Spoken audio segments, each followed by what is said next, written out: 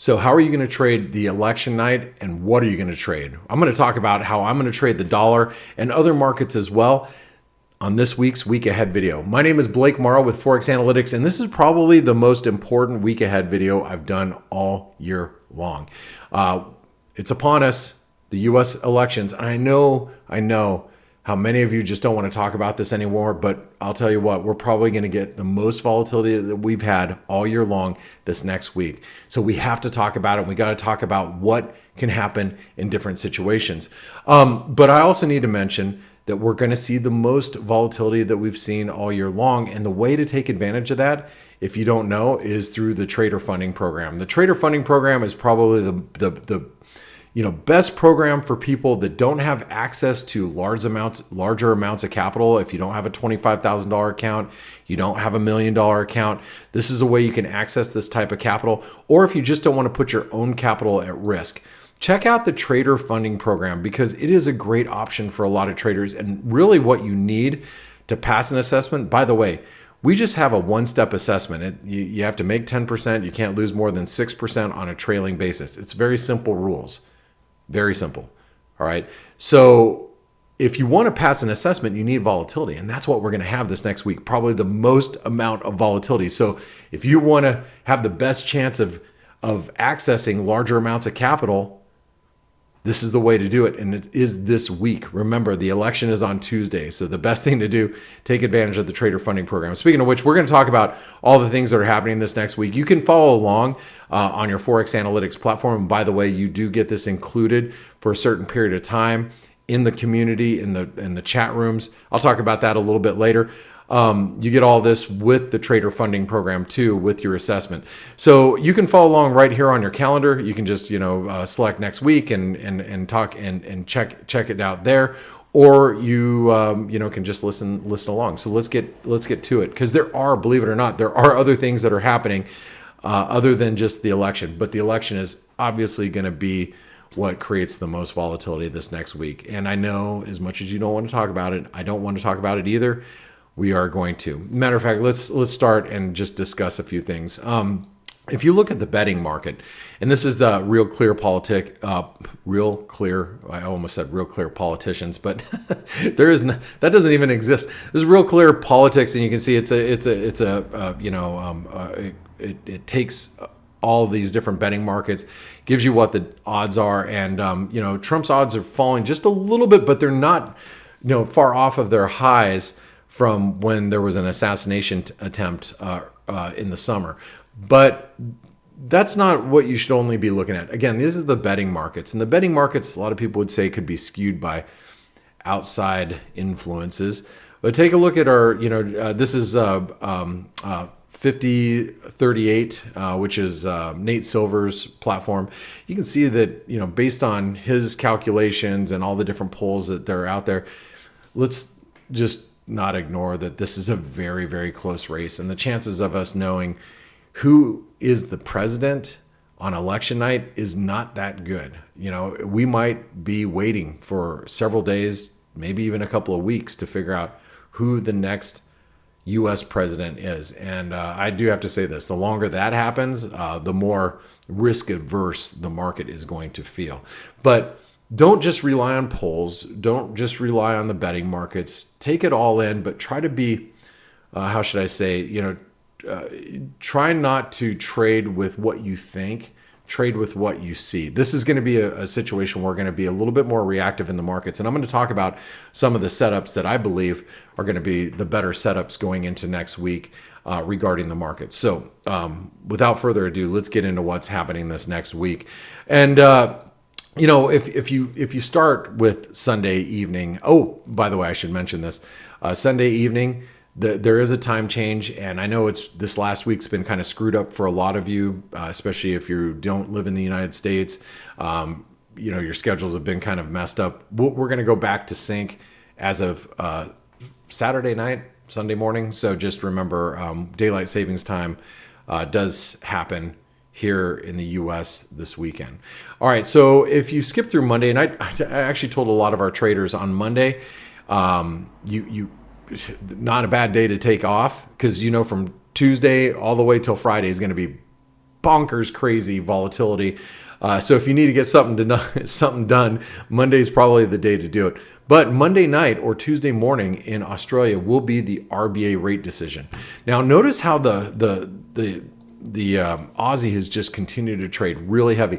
Matter of fact, I'm going to draw something for you guys. I actually think, and I'm looking at it a little bit differently now. If you take this Aussie dollar and you look at it like this, we're in a descending wedge, and we're trying to break out of that descending wedge higher. You can take this up all the way over here. You can see how we're trying to break out higher.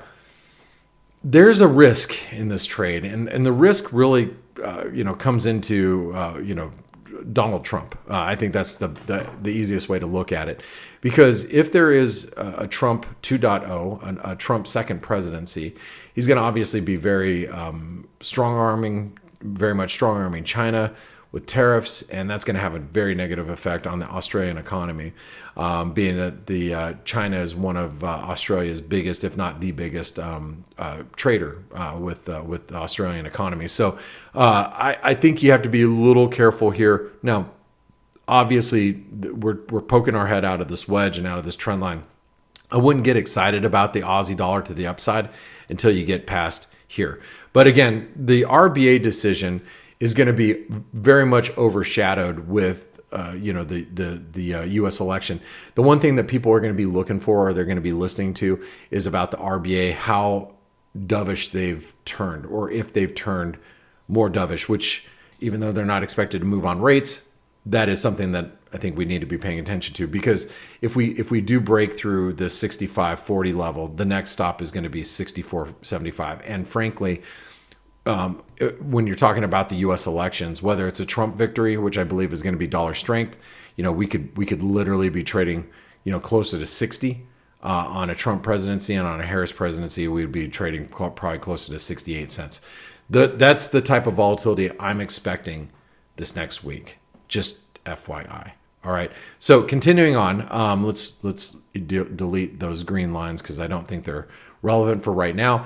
On Tuesday, before the election, and that's election day, we're going to have the ISM services data. And then, obviously we have the election. Tuesday night's the election. And then I'm going to talk about the dollar. So don't worry. I will get into the dollar, and I'm going to get into the S&P, and I'm going to get into yields. But I want to get through everything else that's happening this week other than the election. All right. So on Tuesday night, while they're counting votes, you're going to see New Zealand employment, very similar to the Aussie, but I think the Kiwi is a little bit better defined from a chart pattern perspective. You can see we're in a descending channel. All right, so the New Zealand employment report, if that report misses, we're probably going to be trading closer to 59 cents. A beat might take us past 60 cents, but we're going to find resistance right up here again. So just remember, following the New Zealand employment report, you might see some volatility, but really the volatility is going to come from the dollar point of view through the election throughout the course of the week. Moving right along, Wednesday, probably be dealing with the election. Wednesday night, we're going to be dealing with the election. Thursday, though, we have the Norges Central Bank. And that, could be a big mover, because if you look at the US dollar Norwegian krona, we're basically up against major, and let's go over to the weekly chart. We're up against major resistance here during the, for the Norges Central Bank. Now, the U.S. dollar Norwegian krona could very much be breaking out. It could literally be breaking out during the Norges Central Bank, where the Norges Central Bank is expected to keep rates unchanged. But the flip side is, maybe what the Norges Central Bank does, on Thursday morning could just accentuate what we're already seeing post-election. The other thing the other central bank that's meeting on Thursday is going to be the Bank of England. And, we just came off the UK budget, and sterling turned around and is under a little bit of pressure. And I have to say this much. I've met a few more sterling bears since the UK budget release. And the Bank of England, even though they are expected to cut rates, the market is thinking that the Bank of England could get a little bit more dovish moving forward. So the level that I think we need to be focused on, and let me pull up the daily chart really quick. This is the chart that I believe, or the trend line that I believe we need to be focused on, especially if we see not only a dovish Bank of England, but more of a dollar strength following, let's say Trump is elected or reelected, and, we see a fall towards the 126 level. I think this is going to be really, really important right there going into next week.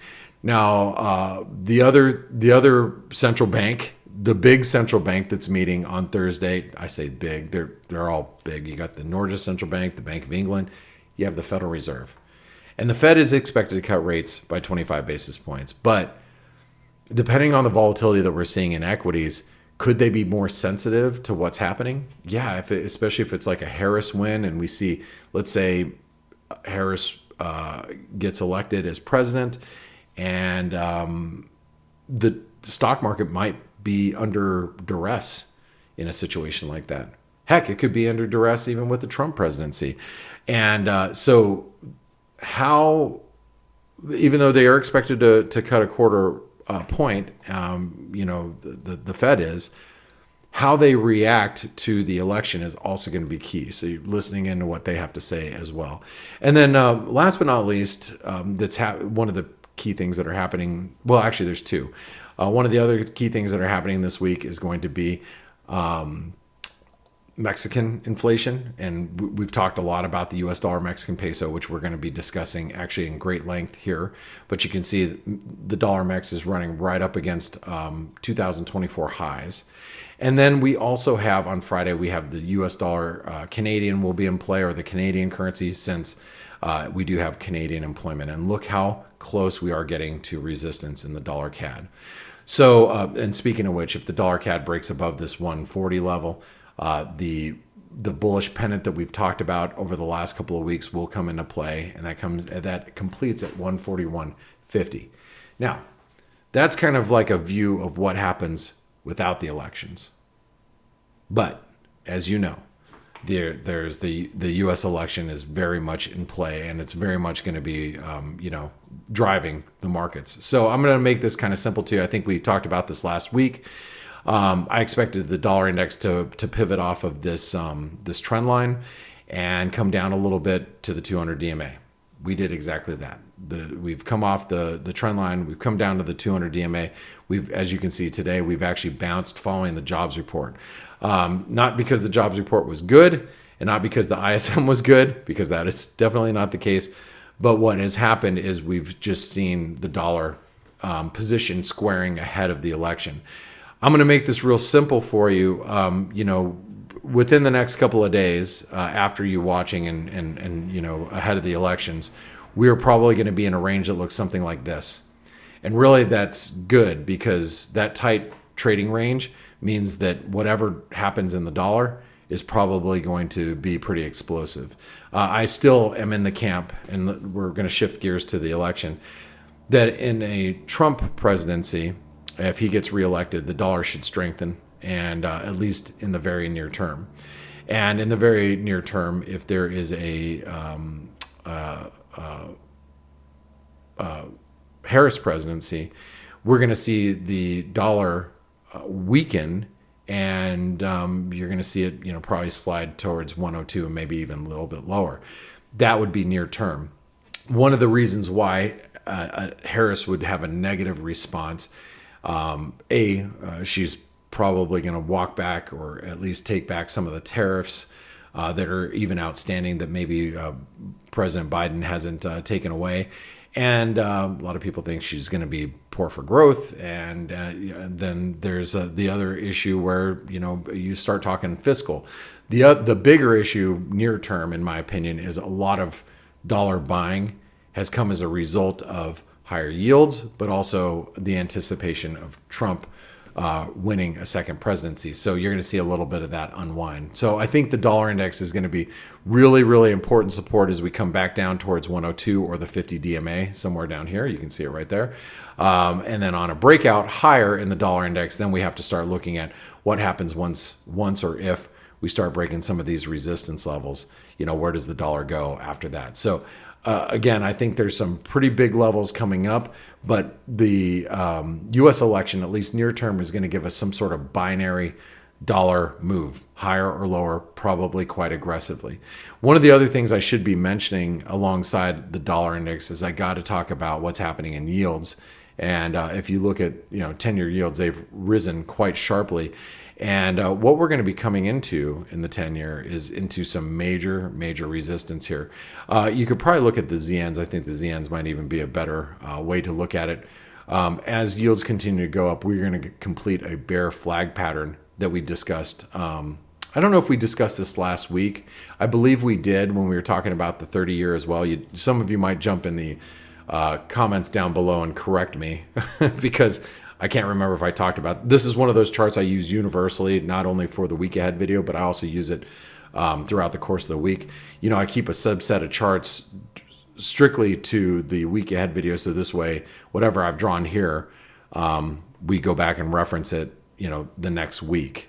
So all these, none of the drawings change. However, when you're talking about the dollar index or the 10-year, these are universal instruments that I end up drawing throughout the course of the week.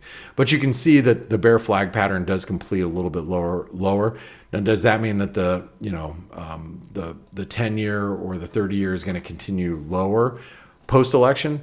That's entirely possible. It's entirely possible that we see bonds continue to slump and we see yields go straight up, depending on who is elected in the U.S. elections. But just keep in mind that yields are still very much, bid up, and the bond market is, and fixed income is still trading really quite heavy.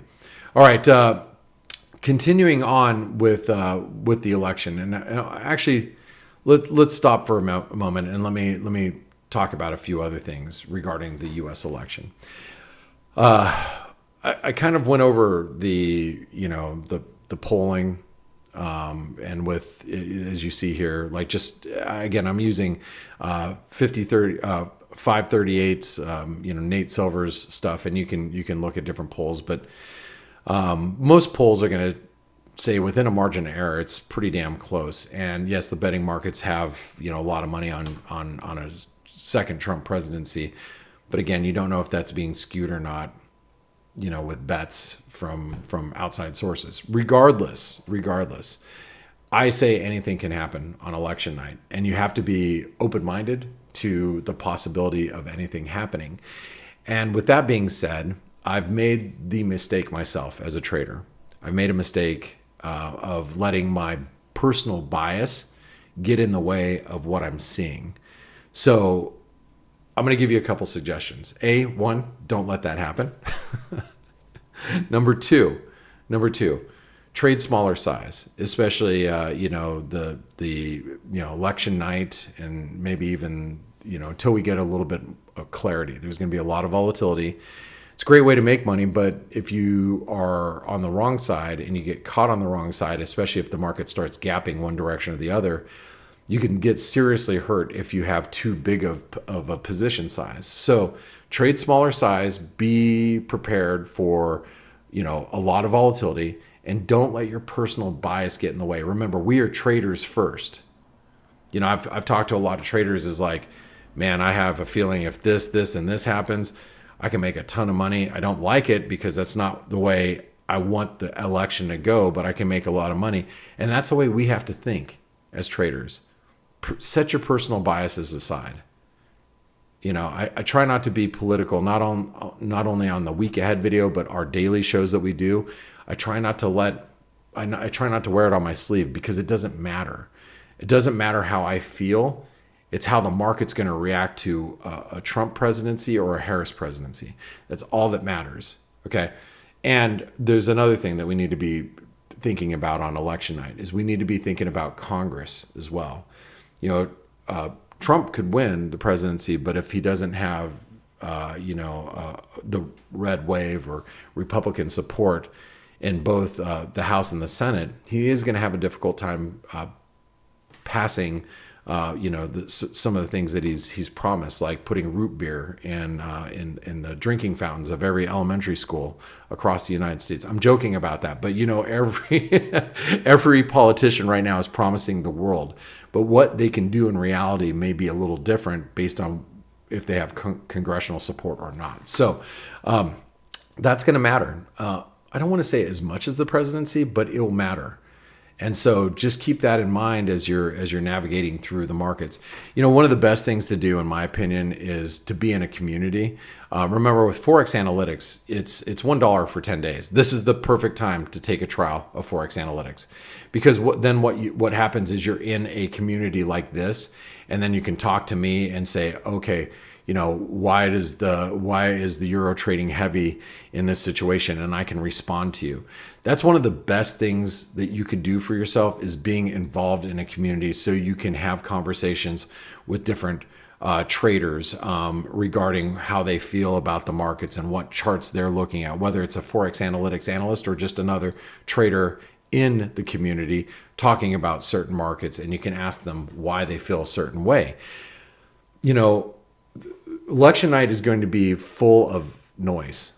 If you're on Twitter, you're going to not know what's real and what's not. We're going to be focused on price action and the way the market's moving. And yeah, obviously we'll be talking about what we're hearing too in the markets, and, where the squawk boxes are telling us, what's real and what's not, where the headlines are, what Bloomberg's reporting, what Reuters is reporting. It's going to be really messy. So like I said, the best place you can be is in a community like this, like the Forex Analytics community. And we have a very extensive community. You can actually even look, what trades we're taking, what positions we're getting in and out of. Not only myself, but like my open positions when I closed out a dollar Canadian loss, but I took money on the US dollar Norwegian krona. You'll know what positions we're running because we post them there. And that's good, because you may not want to be mimicking what I'm doing, but if you know that I'm long the euro or I'm short the euro, you can say, hey, Blake, why are you buying the euro here? Or why are you selling the euro here? That's that type of interaction. When you're in a trades room, when you're buying or selling something, that's important to be able to do, especially with traders that you trust or you respect. All right. But like I said, in Forex Analytics, we have a couple of things for you. You can take a $1 trial. Okay.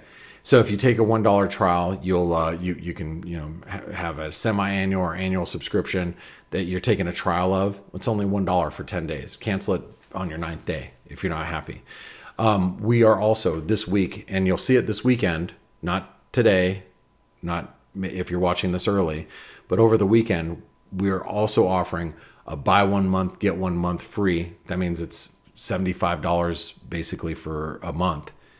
But we're offering that because the next 2 months are going to be extremely volatile as we navigate through November and December following the elections.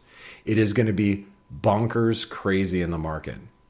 So why wouldn't you want to have 2 months of access of Forex Analytics? So we're going to allow you to buy 1 month, get 1 month free. So basically you're in for less than $75 a month for the next 2 months. And then you can be in the community. You can use Forex Analytics. You can use the platform. You can listen to our private shows that we do. So that's something I just wanted to mention, because election night's going to be crazy. And really for the next several weeks, if not a couple months, it's going to be crazy as well. All right, now I want to talk about a couple other markets. And I want to let you know that Nick from Trading Analytix, he's going to come in just a moment and talk about the S&P and some of the other markets and some of the individual stocks that he's looking at.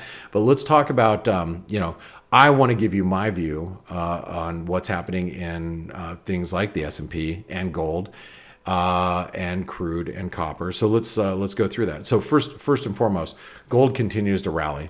We are nearing that 261% extension. But you'll notice after we've almost completed this bull flag pattern, right? We are almost at that 261% extension. Now, if you don't know where that extension is derived from, I need you to go out to take a look at the weekly chart. And this is the 2020 high. This is the 2022 low. We broke out basically early this year, and then we've made this massive run. Well, we're almost at the 261% extension of this move. I have a feeling that following the election, whatever we see after the election is probably the final move for a while in gold. I'm not saying that gold is going down and it's never going to recover. Now, I think the trajectory is really quite obvious. If you look at this chart, it's moving higher. But I think near term, we are probably going to be finding a high in gold somewhere between 2,800 and 3,000. And then once that happens, I think we start looking for pullbacks to be buying gold in the longer term trend, which happens to be higher. So that's how I view gold. We will cover silver in a few minutes because it was one of our trade setups from last week. I do want to also mention copper. A lot of people have been talking about copper and how sideways it's been. Notice. Let's zoom in here. There you go. Notice how strong this support is in copper right here. And notice how it's not even moving. The reason why is because following the election, I believe it's going to be a very, very, once again, binary move. This is one of those trades that's really kind of going under the table right now. I don't think a lot of people are paying real close attention to copper because they're thinking about global growth and all this other stuff. Look, if there's a Trump presidency, I believe that's going to be negative for China. I think it's going to be very, he's going to implement all sorts of tariffs. It's going to be very much of a protectionism type of policy, and it's going to stunt global growth, including China. China's already struggling as it is, but it's really going to make things worse. And I think that, the U.S. might prosper in certain ways, but I think China is really going to suffer, and I think global growth will as a result. So I think a Trump win is actually bearish copper. And like I said, I think this trade is going way under the radar right now. And I think a Harris win, you're going to see copper probably spike higher. Now, will it be sustainable? We'll be able to see, continued rallying copper. I don't know. We'll have to see how a Harris presidency or a second term, Biden term, it's a bad joke, how that would look. I don't know. But I do think that you can clearly see that this copper chart is setting up a nice little triangle, and the breakout is looming now. All right. One of the other big developments this week has been crude oil. If you've seen crude oil, crude has actually, I thought we were going to come down and continue to sell off. But what we did is we gapped lower after the attack this last week. And then we started to fill that gap, and we basically came within just about maybe 25 cents of filling the gap. I know it's really close. If you look at 71.65, and we came to 71.45, yes, so less than a quarter cent away from filling that gap. So basically, you can argue that the gap has been filled. I don't know what crude's going to do from here, but I do know this, in my opinion. We get above this resistance, and I think that's going to be pretty bullish. Flip side is we start breaking through this support zone right through here, and it's going to be bearish. And I don't know what's going to be the catalyst. I don't know. I don't have a good feeling, and it's okay. It's okay as a trader not to have a good feeling about this. I don't know with the election which outcome is going to produce what move, but I think that crude is probably, and whoever trades crude and how they're positioning probably feels very similar. You don't know what policy is going to be better for crude output, global growth. So we'll see. I think above 72.50, above $73, it gets bullish. Below $67, it probably gets bearish again. So that's the way I'm going to view crude for right now. Like I said, I'm going to cover the S&P. I do want to cover what we're seeing here. But before I do that, I'm going to pass it over to Nick. I'm going to pass it over to Nick Groves over at Trading Analytix. He's going to give us his view on not only the S&P, but probably on he's going to come in and talk a little bit about other indices and maybe some individual stocks as well. So Nick, it's over to you.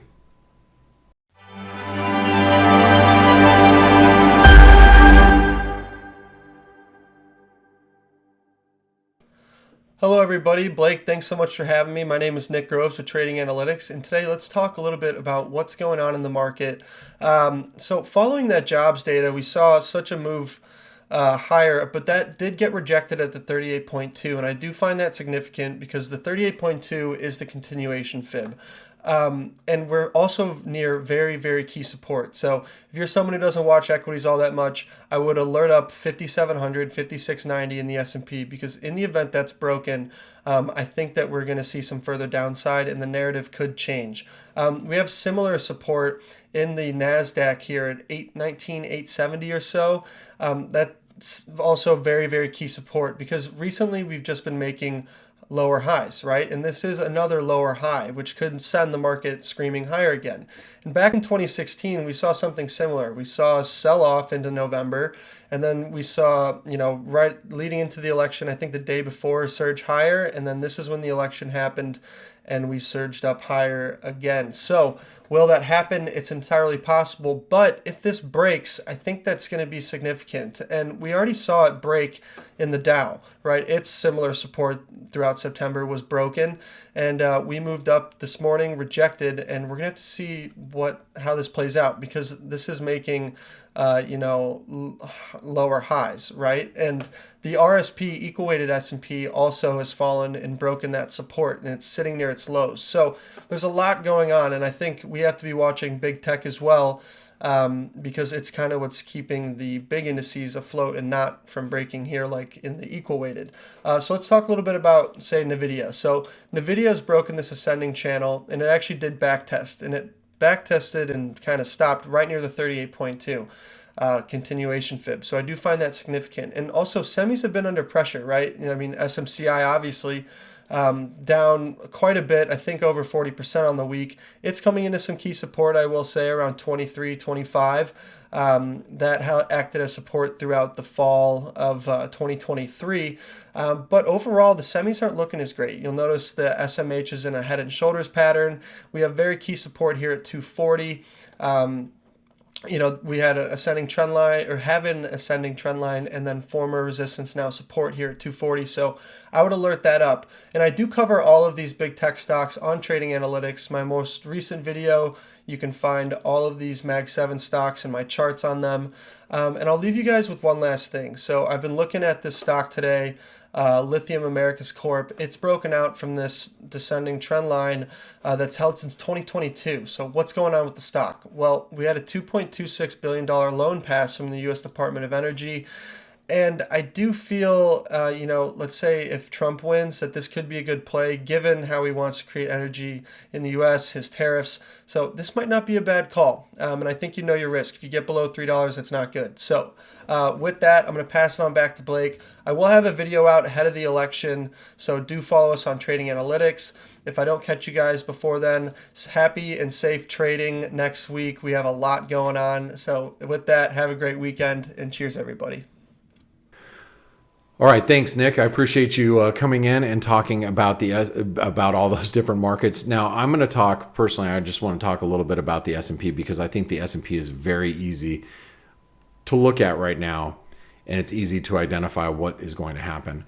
What easy is a relative term. So let's talk about it. So first and foremost, you can see we've come out of this ascending wedge.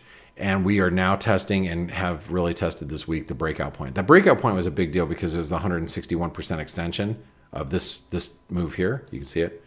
That whole consolidation, 161% extension, we stopped there. We rallied and we rallied past it. Now we've come back and we're retesting it. So basically 5680, really critical level of support. We start breaking through 5680 and then I think it opens up some downside to, eventually break this ascending channel. That's one. Flip side is we break above these highs and we should challenge 6,000. So we break above here.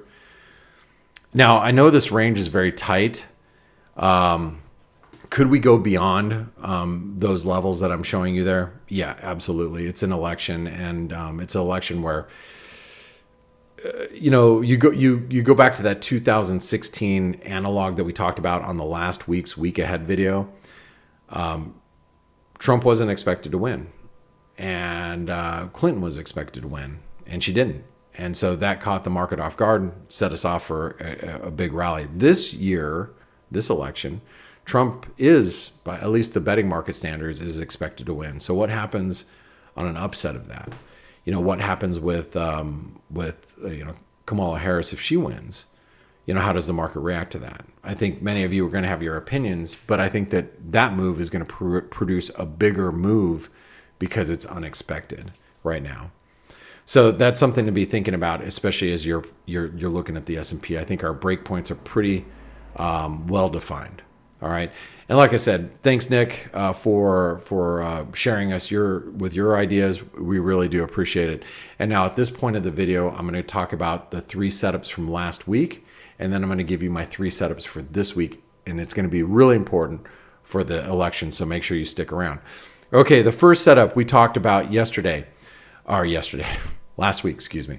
Get long euro right at 108. Now we actually moved lower. We gapped lower on Sunday. If you guys saw it on Sunday of last week, right here, there's Friday, and we closed like right around 108. We gapped lower at 107.80s, and we basically spent the rest of the week rallying. So if you picked up the euro long around the 108 level, and you're like me, I sold it if you were on the live F.A.C.E show. Wait, you guys don't know how to get to the F.A.C.E show? Let me just show you. These are our free shows that we do every day. So we covered the non-farm payroll report today, right? And on the show, I said, I'm getting out of my euro longs. If you don't know where to find that free show, it's right here. Then you have the Flow show, which is the European show that you can access every single day. These are free for all of you to listen to. You don't have to be a Forex Analytics subscriber to be listening in. Free shows, free analysis. You get my opinions every single day with the rest of the team on those 2 free shows. So Flow show and the F.A.C.E show. So on the F.A.C.E show today, after non-farm payroll, I said I'm taking my profits here on the euro at the 108.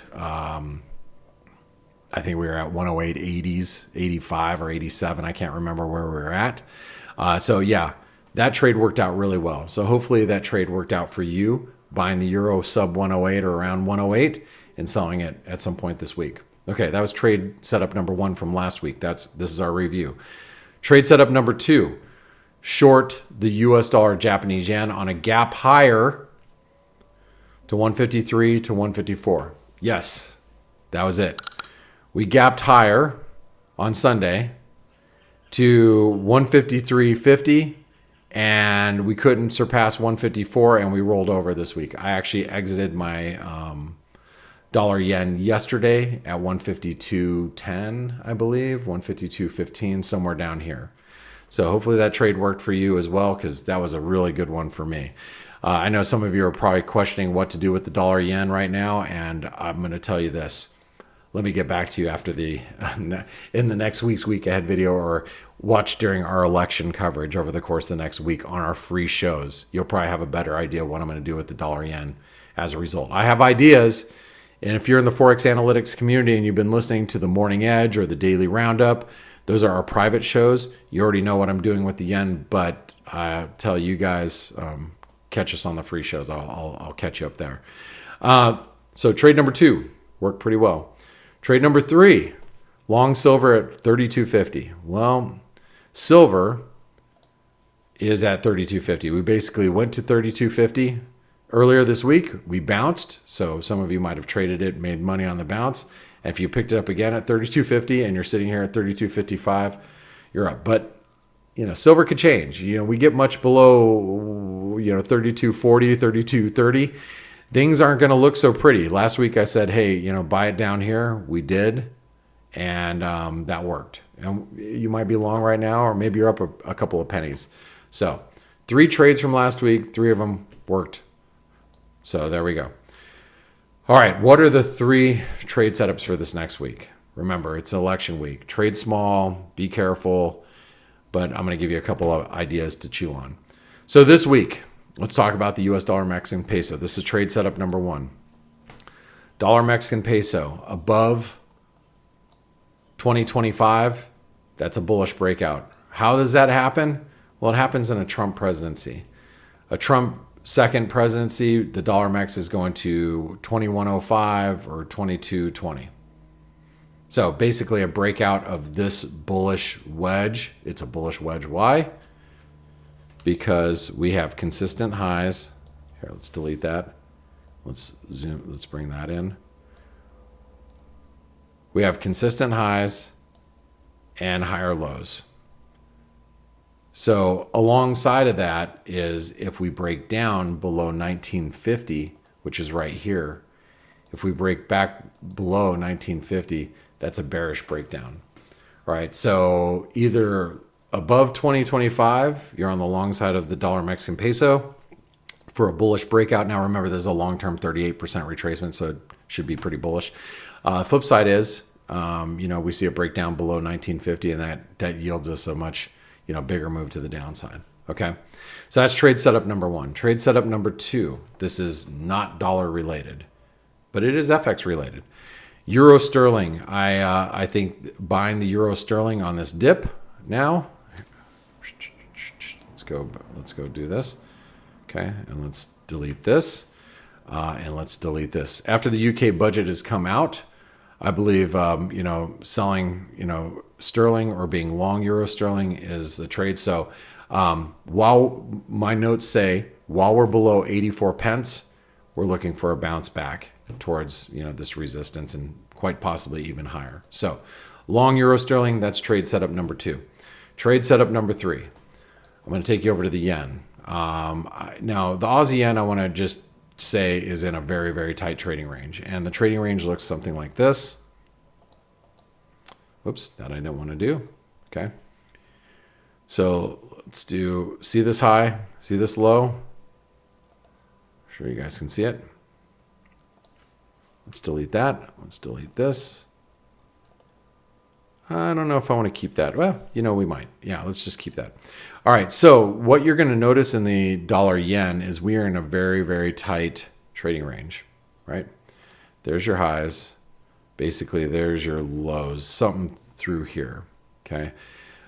Post the election, we're going to be on the move. So above 101.70, which would be right here, right, is bullish, or below 99 cents right there is bearish. Again, this is going to have to do more with the election, the outcome, and how risk is trading. But I believe that we're going to come out of this range, and it's going to give you a range extension, one direction or the other. So the way you figure that out is you do this. Your range extension will take us there or there.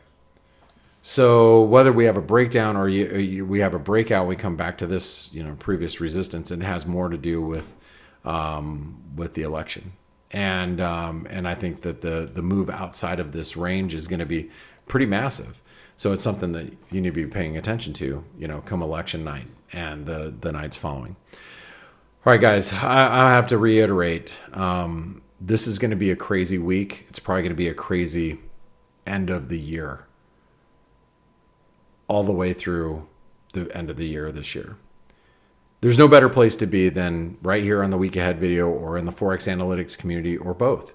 So make sure you take advantage of the offers that we have this week for the election. Please trade smaller. That means take your position size down, prepare for massive amounts of volatility, and please be careful out there. My name is Blake Morrow with Forex Analytics. I hope you have a great week. Good luck this next week, and please take care of yourself. And thank you so much for spending your time with me. I do appreciate it. And also, if you have any comments, or maybe there's something that I might have missed because I kind of breezed over some of the events that are happening this next week. If there's something that I might have missed, jump down in the comments below and let us know. Thank you all for tuning in. Like I said, good luck, and thank you so much. Have a great remainder of your weekend. I'll see you Monday morning on the F.A.C.E show. Hey traders, this is Blake Morrow with Forex Analytics. Thanks for stopping by our YouTube channel. Don't forget to like these videos, share them, and subscribe to our channel so you don't miss any of the content that we provide here for free. Thanks for stopping by. I'll see you in the next video.